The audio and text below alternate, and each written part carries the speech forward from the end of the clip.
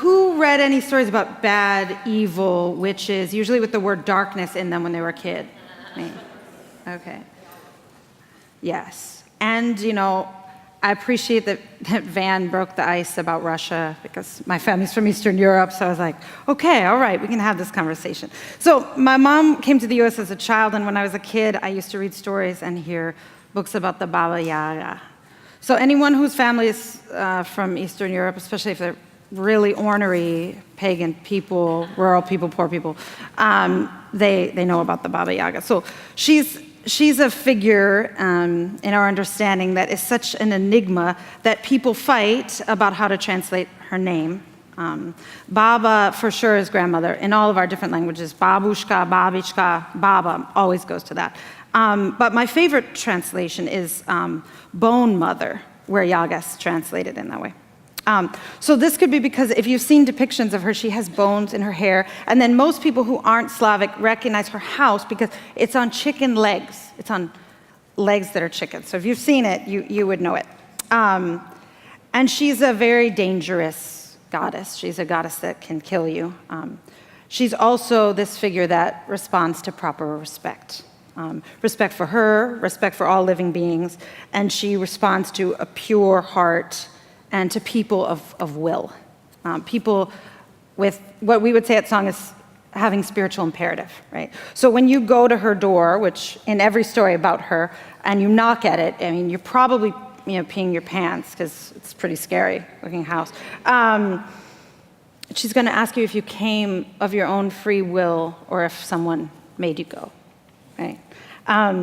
So in every place I've ever lived, I have a depiction of Baba Yaga. The one I have now for most non-Slavs is terrifying. It's about 4 feet of her face, and it was made by this wonderful artist, Elena Pochokina, who first was my enemy and then was my friend and then gave me that painting. So I'm also a gay person, as anyone who's in here probably knows, who knows me knows about me.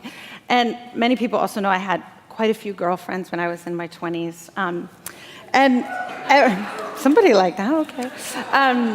And every girlfriend I had that I actually shacked up with, at some point in our relationship, would be like, so honey, we're setting up the living room, and about that painting, can we just talk about that?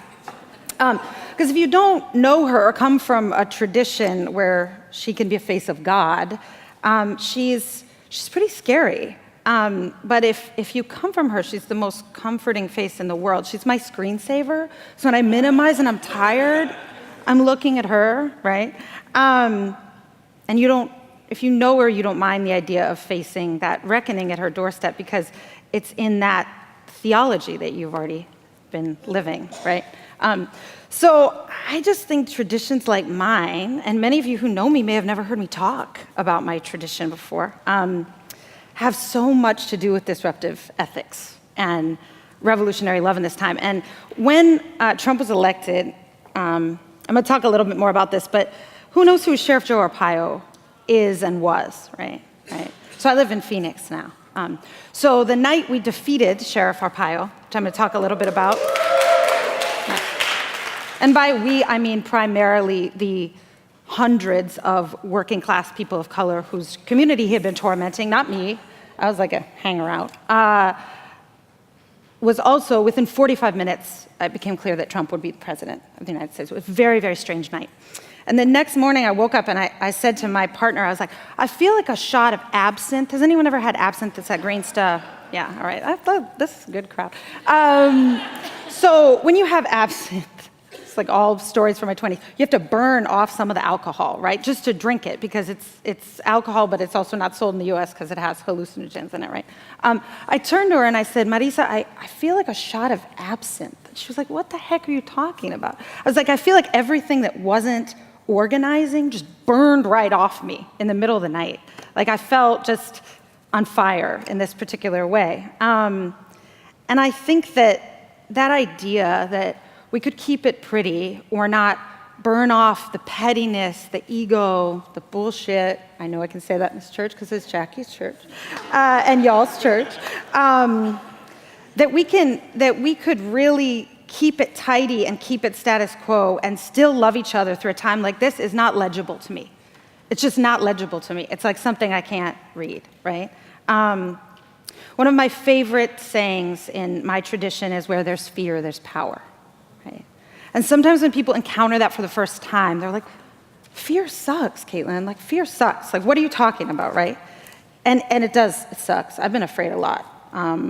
And whenever anyone says that I was courageous about something or point to an act, I'm like, do you know that I was a wuss put in the company of truly courageous people that turned into someone more courageous? That's what you're looking at, is like a truly spineless, kind of selfish person who was transformed by community organizing and by movement into someone else. And that's just real talk, right? So I hate that feeling of being afraid. I've been afraid actually a lot the past couple months for really personal reasons, but it's like, I hate it so much. And yet my most powerful contributions to leading campaigns and building movements has been when that fear was there. And it indicated that the moment had power, and I overcame that fear with other people.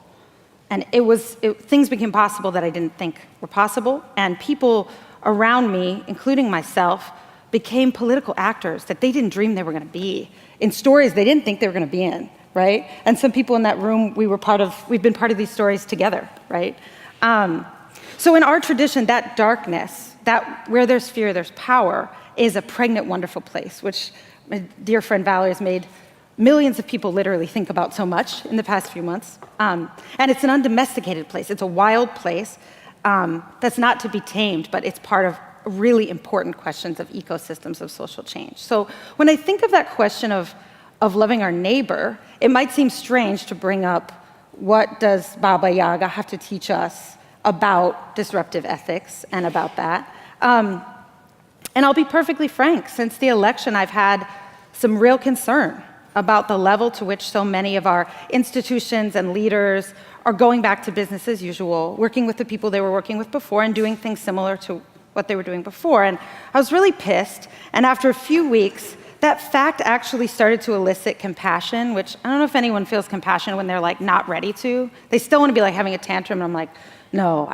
dang, you know? There it is, dang. I've come to believe for the most part, as justice-loving people in the US, we actually don't know what to do right now, and that's what people do when they don't know what to do. They like go back to something granular, specific, that they know how to do. It actually makes total sense, right? So Jackie asked me to be granular to some degree, because I have lots of granular stories about organizing and social change. But I want to talk a little bit about how we could use a little more Baba Yaga in our organizing to love our neighbors as ourselves. And I want to connect that a little bit to a huge passion I have that I know some people in this room share, which is organizing in red states. I've spent almost the last 20 years since I was a complete pipsqueak at the Highlander Center, organizing in red states. It's my passion. I think one of the reasons we're politically where we are in this moment is that there's not enough conversation about it, and there are truly great leaders and campaigns and work that people like Reverend Barber, people like the good folks in Phoenix have actually lifted up a different story and narrative about their work, but without understanding that there's this whole part called the middle of the country, and I say that with so much love because I spend a month in New York now, right? Without engaging that, we actually can't have a political conversation about where we are. So when we talk about disruptive ethics and what it takes to love our neighbor, I think we have to talk about what it means to get real and to focus on what we do and not only what we say. Because that's that reckoning at the doorstep, right? Like I feel like she comes to me all the time. She's just not interested. Do I look cute? She's not interested. What have you done since you've been praying to me last? Like, you know, how are you moving this along on the spiritual imperative tip?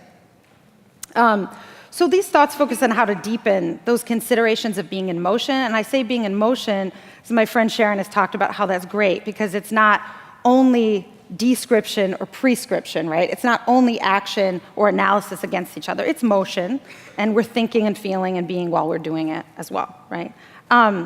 So one thing I think is, as we bring people to this work, we don't promise comfort. And I think particularly having a conversation about dismantling racism, we need to talk about that. But I want to go a little further because I think that becomes kind of a soundbite that we don't go far enough, because I actually think it's a wonderful promise. So the work is going to transform us.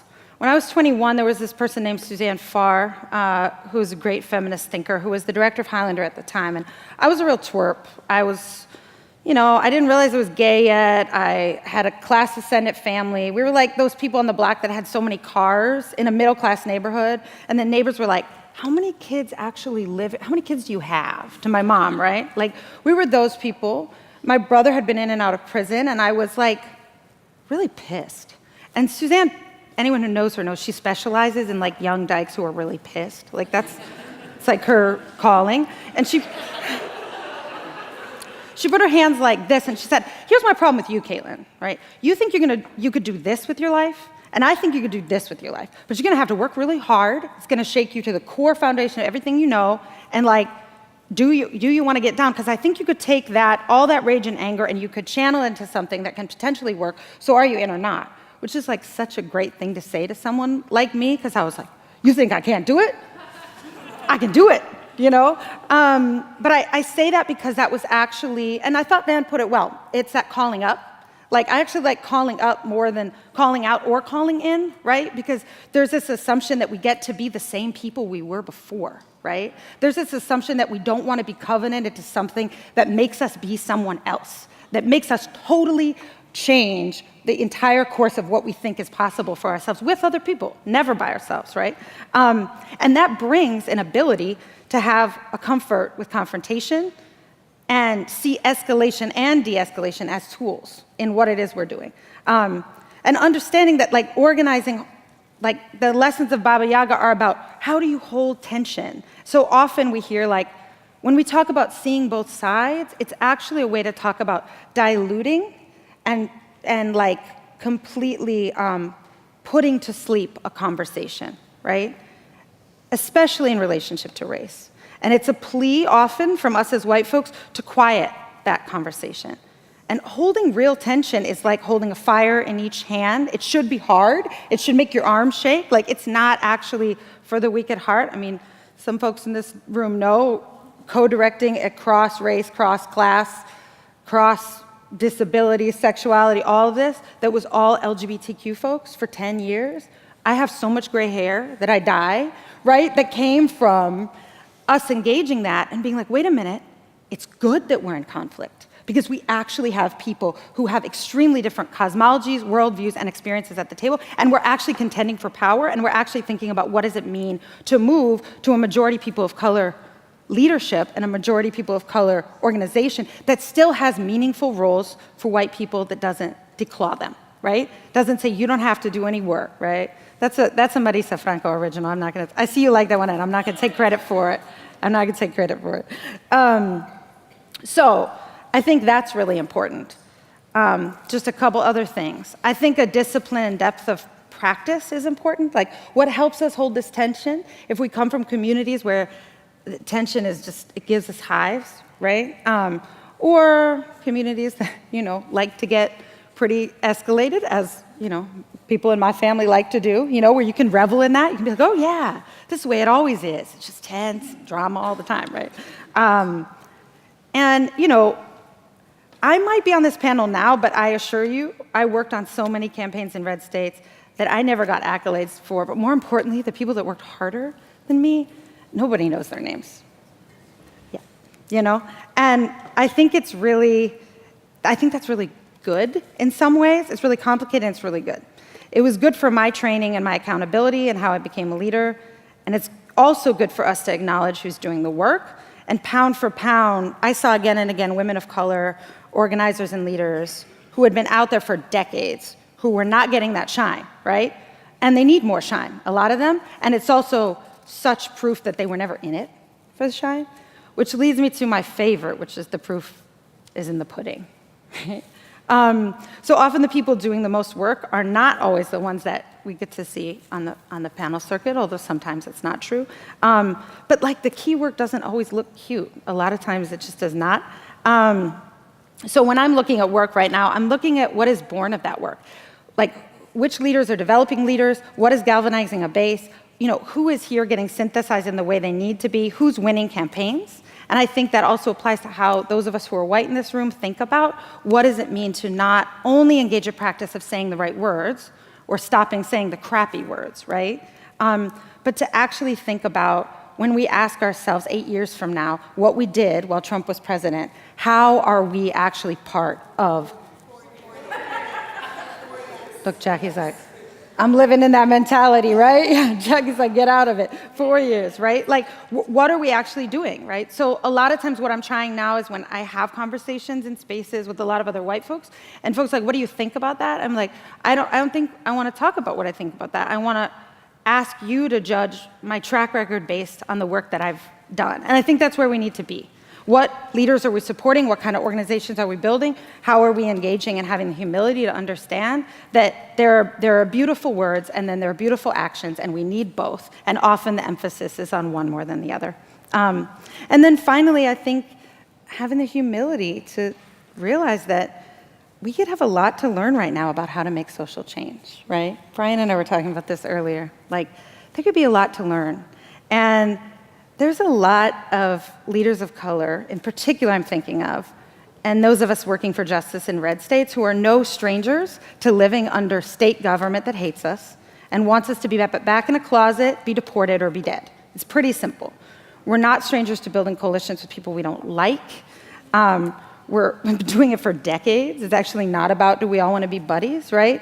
And we know that an organization has to be more than 5 people. Like, we know that mass-based organization needs the radical hospitality of people of faith, like the people in this room. Like, that is missing, y'all, from secular organizing, and it's a huge gift. It's so critical, right? And I've seen it here today. So finally, when I think about, like, when I get up and look at, Marisa's scared of it, but I look at the Baba Yaga and she's comforting me, like, what do we actually need to do? I think it's about how do we stay true and roll up our sleeves, help build organizations, support other leaders, run candidates, go local, try a bunch of stuff that we're not sure is going to work, right? We're not sure somebody's going to fund it. We're not sure it's going to be cute. We're not sure our friends are all going to approve of it, right? We can resource. We can bring the food to jails when they detain our people. And we can remember that loving our neighbor, our most targeted and marginalized neighbor, means jumping into the campaign even when we don't think we will win. And activating, even though we don't have the perfect strategy, if we're waiting on that or the perfect leader or the perfect moment, it's just not going to come. And going forward as those creatures of will in our spiritual imperative. Thanks.